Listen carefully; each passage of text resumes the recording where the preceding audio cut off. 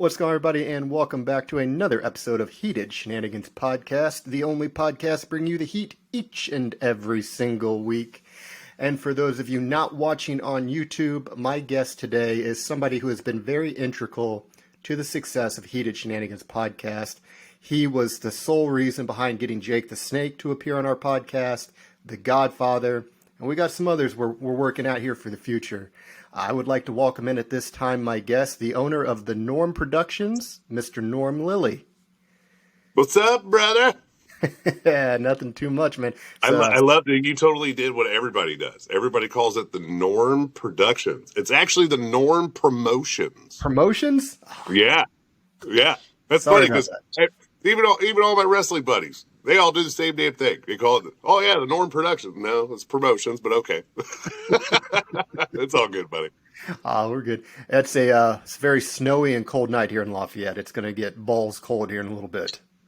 It's a nice place if you've never lived anywhere else. Oh, yeah. A lot of people, the best part about Lafayette is when they leave Lafayette. Yeah, absolutely. But first and foremost, I want to have you talk about your promotion, not your production. You work with some of the absolute biggest and brightest names professional wrestling has ever seen. Jake and Godfather are not even a drop in the bucket with what you're working with. How did you get into running your own promotion, and what led you to want to become a talent agent? Man, I fell into this. Like you and the rest of us that are part of this wild world of wrestling, all of us grew up as fans. First wrestling show I went to was King of the Ring at the Nutter Center in Dayton, Ohio in 1993. And I wanted to go because the bad guy was there. And then you go back and look at that lineup, dude, it's like stacked, right? But, like everybody else, man, I grew up as a fan. And how I got into it is a little weird. Drugs and alcohol got me there. Well, take you a lot of places. Yeah, I'm a recovering alcoholic drug addict.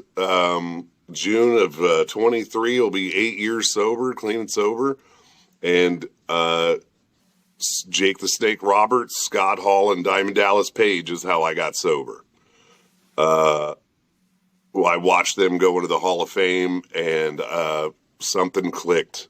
And I can't explain it, but the idea became apparent. Like, if these guys can get sober and turn their life around, there's got to be a way for me to do it too. And I did. Not much longer after that. About a year later, I quit everything. And then I decided that, when you get sober, and if, however everybody's journey is different, when you get your sobriety coins, those are the most valuable thing you have. So I decided that I would meet those three guys somehow, some way, and whoever I met at the time, whatever coin I had, I would tell them my story and give them my coin and say thank you for saving my life.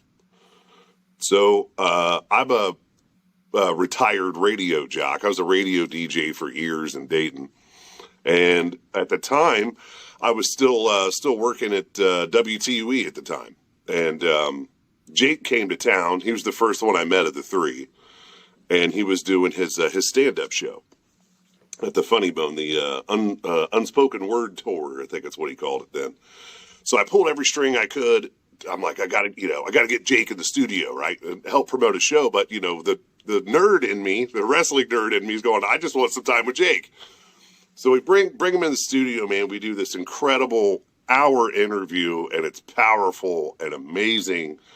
And he comes around the board, and I grab him, and this is my moment, and I'm shaking like a leaf on a tree, because if you've never met Jake is intimidating.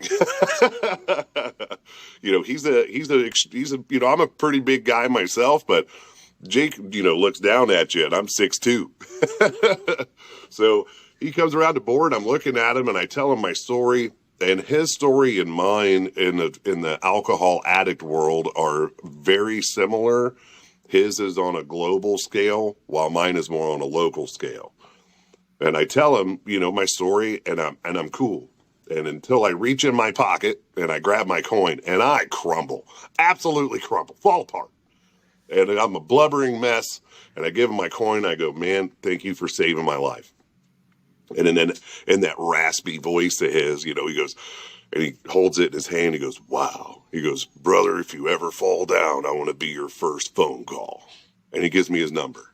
And I'm like, holy shit. So we go to the show that night, and it's great, and have a blast. And we go out to dinner. It was incredible. And that's all I could ask for. I had my moment, and it was huge. Well, the next night, he's in Cincinnati, and my phone rings. Hey, brother, what are you doing? Why don't you come hang out? Oh, yeah, okay. Schedule's clear. Sure.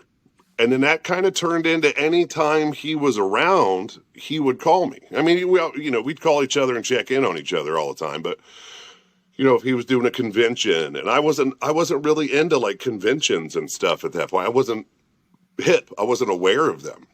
And turns out I've been missing like this huge, thing that are so much fun and so great for so many people for years. So, and me for my radio background, working a table is I've been doing that for years. So he'd call me and be like, man, I'm doing this convention. Why don't you come hang out with me? And I'm like, well, I'm not just going to sit here.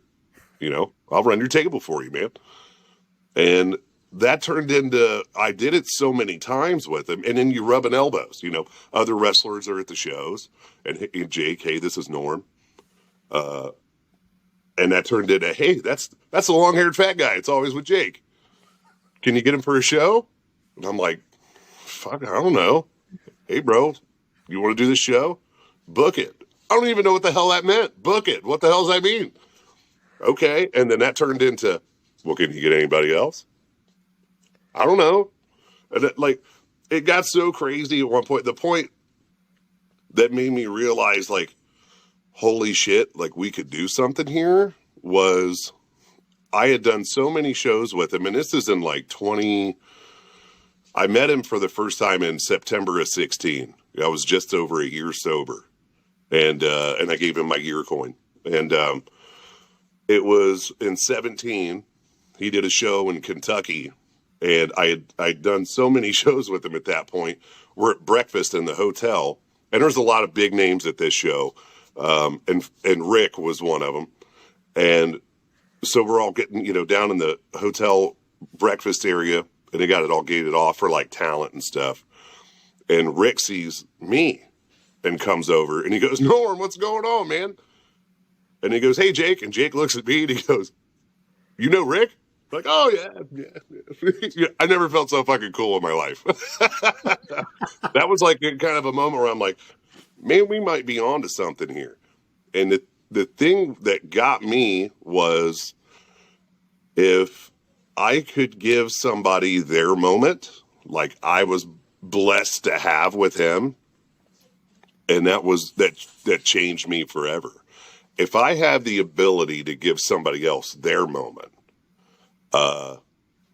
shouldn't you do that? You know what I mean? It's kind of spiraled from there, man. So, I enjoy talking to people. I love people. I'm a people guy. And then especially, talking to wrestling fans is a blast. So you work at a table and you watch guys like me or gals like me, our age or older or whatever, come up and they're talking to these guys and gals that we're so blessed to work with and spend time with and become friends with. And they're like, man, I used to watch you every Saturday morning with my dad and I lost my dad or whatever. And, and the emotion is there and you're a part of it. And you made that you or how that moment happened for them. That's what it's all about for me. Let's say I definitely, to what you said about creating a moment, when I first got into the podcasting, we were booked to go to Heroes and Legends, which you were there with Jake. Yeah. I think you were a last minute addition, I believe, because this was already an incredibly stacked card with Sting, Luger, Yeah, Scarlett. that's a big card. Oh my goodness. But I had messaged you and asked you for permission to speak with Jake, and you said if Jake was okay with it, yes. Yeah. And like setting these up, like it's so hard because getting through Oh agents yeah. and talent, like you never know what you're going to get. Yeah. So when we got to the show and I waited for Jake's line to go down, because that's my thing. If they have a line, I want them to make their fans happy first. That's Sure. first and foremost. Yeah. So we went up, and then you said, Jake, are you wanting to do the interview? And he said, yeah. Mm. I couldn't tell you how much that moment meant because Jake was always a bucket list guy for me. He's Looked an up to incredible him, guy.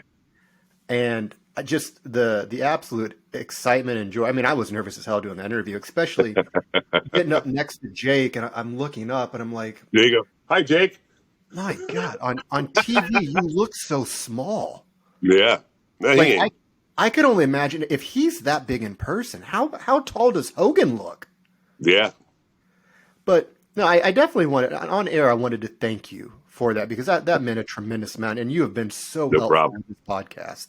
I mean, I don't think you could ever get the dues that you were owed from us because Godfather, Jake the Snake, and the guys that we've talked about before, we got so much coming up, and a huge Oh, thank you. I wanted to publicly thank you for that, man. Like, man, no problem, bro.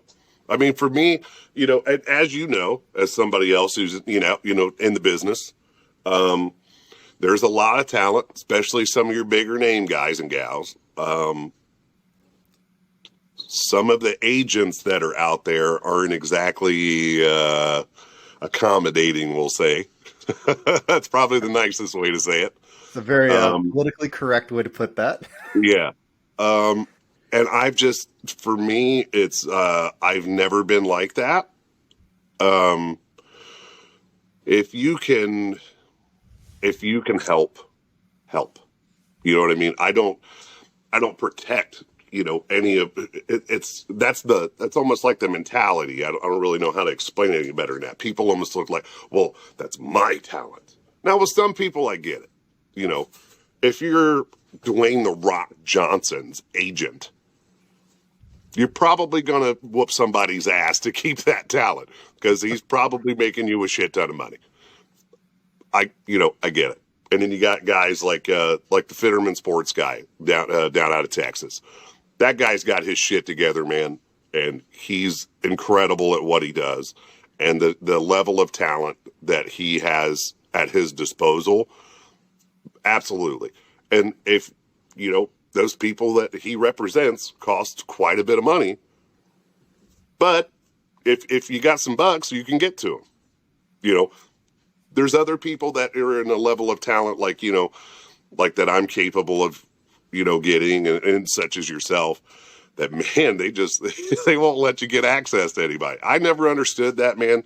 You're not for me, it's about fans and spreading love and helping the talent. So if you can't, if you're not willing to do that, then all you're doing is hurting everybody.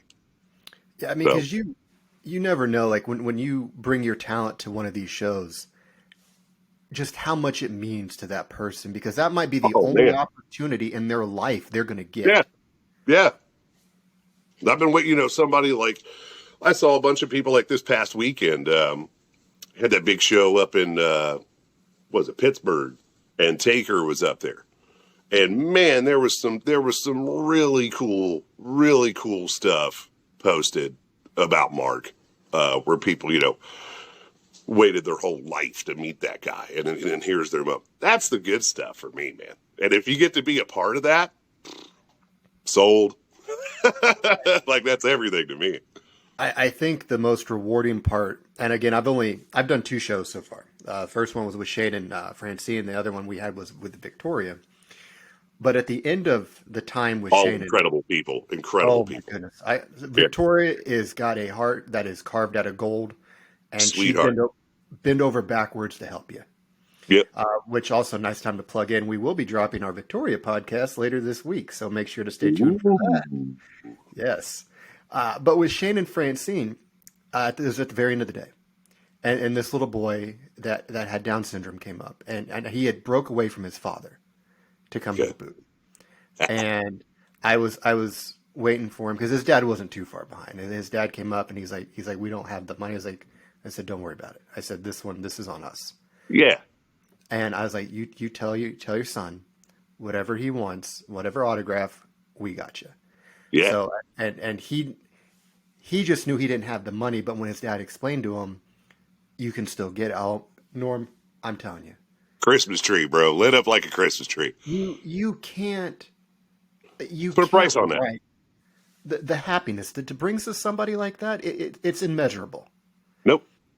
And that little boy, man, he lit up ear to freaking ear, and it was so good to give him and his father that moment. Because I mean, that's something they're going to remember the rest of their life. Forever, man. That's forever. I can't tell you how many shows I've worked where something similar like that. Jake calls those kids that have Down syndrome. He calls them God's children. And man, like and it's all of them do this, but when you see them and you see their face light up, and it could be a sick kid or whatever, man, somebody with a disability of some sort, man, those guys and gals go above and beyond and out of their way, like they lock in on people like that, and they.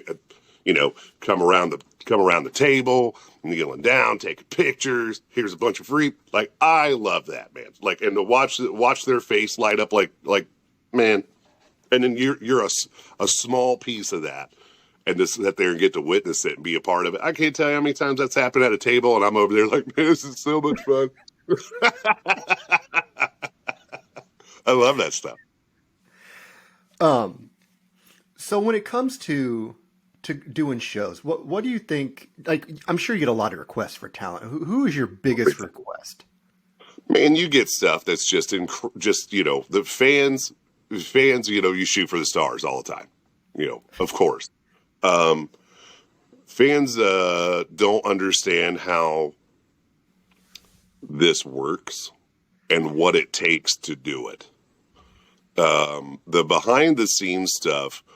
For a guy like you just had Ed Gonzalez from Squared Circle Expo. Phenomenal dude. Love that dude. Him and Adolfo. What those guys have to do to run a show like that is unbelievable. I mean, it takes a freaking crew of people to put that together. It is so hard and time consuming. And then you got guys like us who are talent agents and trying to help put something like that together, just using that show, for example. Buddy, it's hard because, we ain't the only fish in the pond. There's a ton of other people out there that are talent agents that are a way bigger stick than me, way bigger. And, some shows you gotta figure out how am I a better offer than what King Dingaling over here is. You know what I mean? And you got to kind of sell yourself, and then what level of talent can you bring? And trying to put that together is, man, sometimes it just doesn't work, and there is nothing you can do, but you do your best and try to put a package together that works for the show, that works for your talent, that works for you. And all the effort you got to put into putting that together, man, it's a job. I get people asking me all the time. They're like, man, why the hell don't you do this for a living? Like, I couldn't. Like, there's no way in hell. And God love the people that, have the ability, some of these agents and people out there that represent a lot of people, and they are somewhere in the country, in the world, every weekend doing a con or a show or an appearance.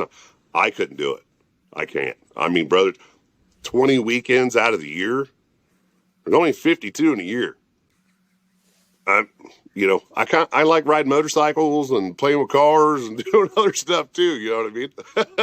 Like, I physically couldn't do it, man, because it's demanding as hell. Well, I think Ed said it on your podcast. Like during Squared Circle Expo weekend or something, he had like 100,000 steps in a couple of days. that same show, because I was there, I brought some of the guys there. I had 75. Like, that's a hell of a lot of walking. And I don't know about you, I'm an old fat guy. That's a challenge. It is. In one story, I want to backtrack you for a second. One story, Okay. when Jake was on, I'd asked him the strangest thing he was ever requested to sign. And he proceeds to tell me a woman offered up her below the waist. We'll put it Oh, at yeah. that. Were you there for that? Maybe.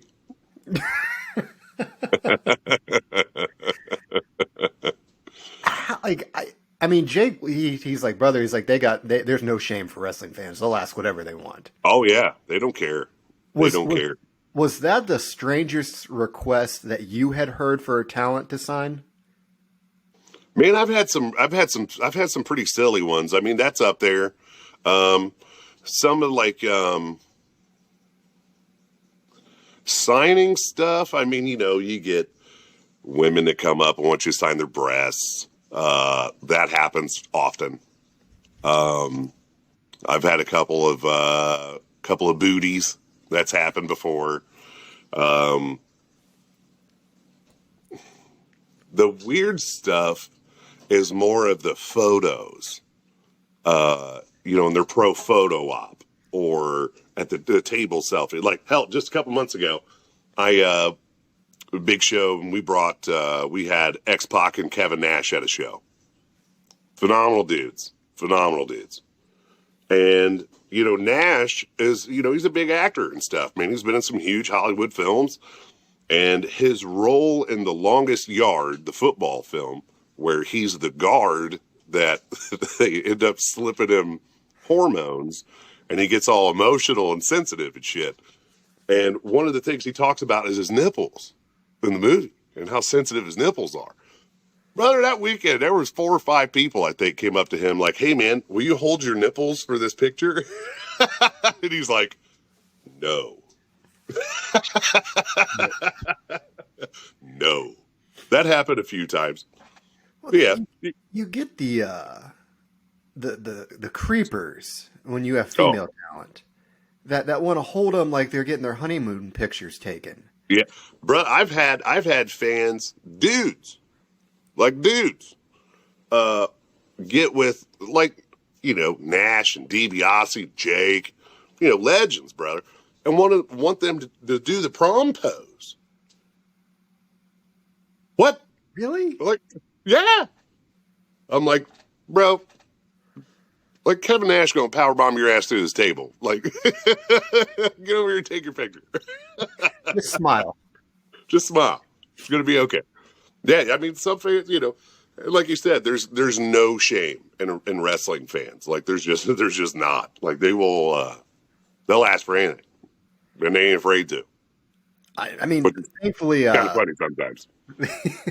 when we were working with Victoria and Francine, thankfully, nothing inappropriate got asked. Like, I know it's a matter of time before. I mean, you work enough Oh shows yeah, with females. It's only a matter of time before. Oh, well, let's get a little too close to them, or we'll try to cop the feel. And yeah.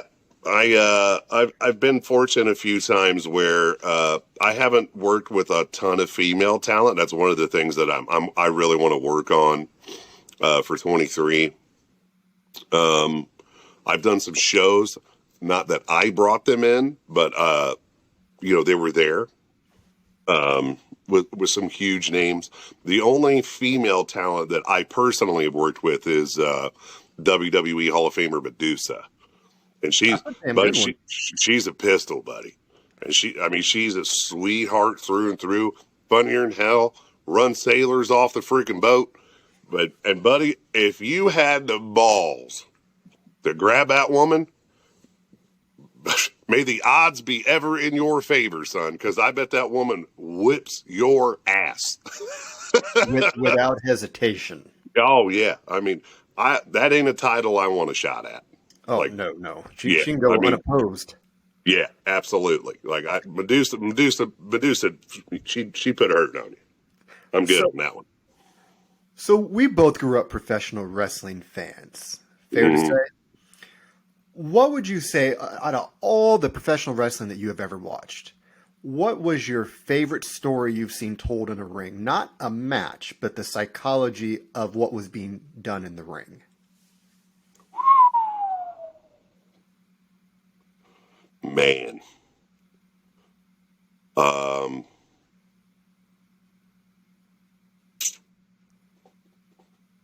Psychology, so not match. Man, that's a damn good question. I mean, I'm going Razor and Shawn at Mania 10. Razor's my and I'm partial, but Scott was my all-time favorite. He was the reason that when I was a kid and I went to King of the Ring, that's why I wanted to go. Well, you know, Hogan, all these other, like, look at that lineup, bro. Like, we get done with this, I'm telling you, get on the line, get on 93 King of the Ring, Nutter Center, and look at that lineup. It is full of Hall of Famers, the biggest teams in the business. That's the only reason why I wanted to go, because the bad guy was there.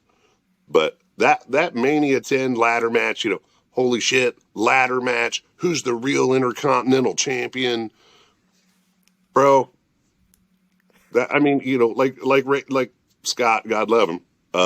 Like he said, it's been how many years, and we're still talking about it. That says something. It's just amazing, though, like, because I mean, you never know what the moment's going to be until you see it. Yeah. I mean, there's so much wrestling out there, brother. I mean, you got AEW, Impact, WWE. The fans. It's a great time to be a fan again. It is, but you get these fans that it's like blood or a crypt. You can't be both. Like, yeah, Hetfields and McCoys, Angels and Outlaws. you gotta pick a damn side. I was like, guys, we can cheer for everything. Like, we can want everyone to get better. Yeah. No, man. Like, some of these fans, if you say something positive about WWE to an AEW fan, oh, you get butchered.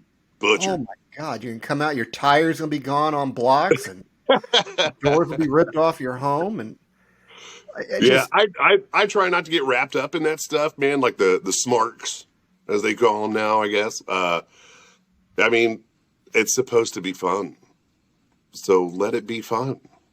You know, it's disappointing for me to know that, like, the fan now will never know what it was like when we were kids. Like, brother, this is real.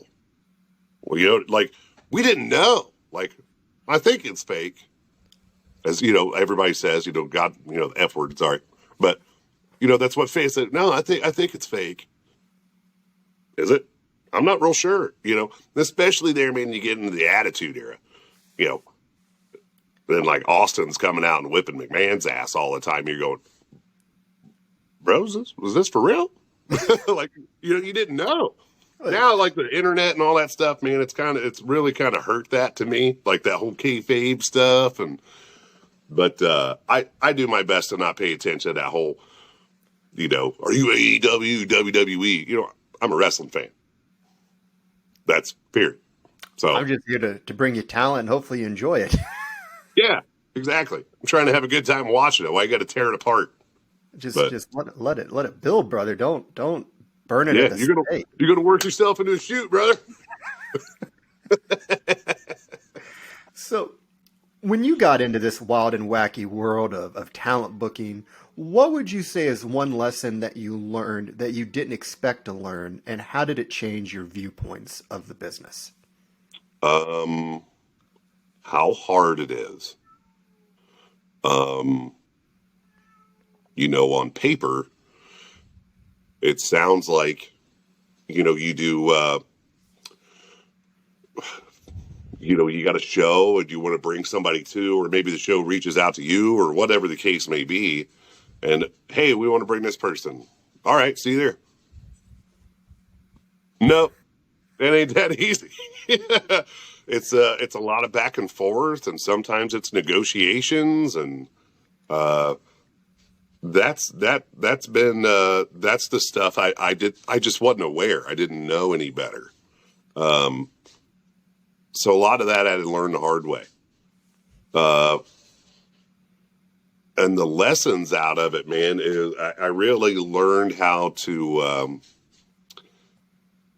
a lot of guys, and I mean, and you probably heard horror stories too, talent that works with a lot of people. So like a lot of the guys and gals that aren't like exclusive, with like the huge, agents and things, people that work like Nash said on his podcast, he's like, if you don't have my number, you ain't trying, but a lot of those guys and gals will work with a promoter or, another agent of some sort that they never have, and they get horribly taken advantage of. So that's been the horror stories I've heard from a lot of these guys and gals that I've worked with is, man, I'm like, I don't know how some of these people aren't, wearing concrete shoes at the bottom of a lake somewhere. You know what I mean? Like, I just can't imagine being the kind of person and human being that would be like, man, I'm in a position where I can work with my childhood hero. How can I fuck him? You know what I mean? Like, sorry for that bomb, but you're good. And there's people out there that are like that. That sucks, man. That was a big thing that I learned. And man, when I'm working with somebody and it's my first time, brother, I make it a damn point that after they work with me, they never question it again. If Norm's calling, we're going. And it literally turned into that. Like Jake put me over with some of the people that I work with. Godfather was a big one. Good dude. Bear. I freaking love that dude. He is an incredible guy. Great story about Bear. So Bear's Godfather, when you become friends with him, he'll go, call me Bear. Now, and this is his words, he is not your stereotypical black man. And which is hilarious. Like, you see him, and everybody does this. I don't care what anybody says. You look at somebody, judge them. You were going to be so far off and wrong on Bear, it's not even funny. That dude freaking hunts, shoots guns, country music, skull. I mean, he is George Strait, but a pimp. Like, he's telling me this story. God, I laughed my ass off at this. This is back in the day in a Cadillac they're driving. I think he said Paul Bear's in the back, Taker's in the back, Yoko's in the front shotgun, and he's driving. He's like, brother, new Hank Jr. tape just came out, and I bought this Hank Jr. tape, and I got to dip a skull in, and I got this tape in, and I'm driving this caddy, and we're going down the highway, and I'm dipping, and I'm singing to the windshield, and Yoko looks over, and he goes,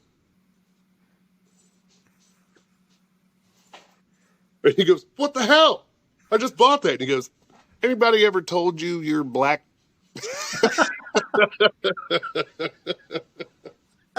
Like, that's hilarious, man. He's got some, you get to know him, buddy. He's got some stories, brother. He's got some crazy, crazy, crazy good stories. Man, it was a pleasure having him on the podcast. That guy, he definitely has had a fantastic career and a life in general. Yeah. And it is so humble. So humble. Dude, I had him and DiBiase at my parents' house for dinner a couple years ago. It was crazy. You're hearing all these crazy stories, and I'm going, bro, this is my childhood home. And I used to sit right there on that floor and watch these two guys on my TV as a kid, and here we are having dinner at my parents' house. Like, it was wild, bro. It was wild. Well, before we wrap this up, Norm, I want you to promote anything you got coming up. You got anything coming up that the fans need to know about? Yeah, man. So there's several shows in the book, or in the books that are in the works. Stuff that's officially been announced is we will definitely be a part of the Squared Circle Expo 3 again this year.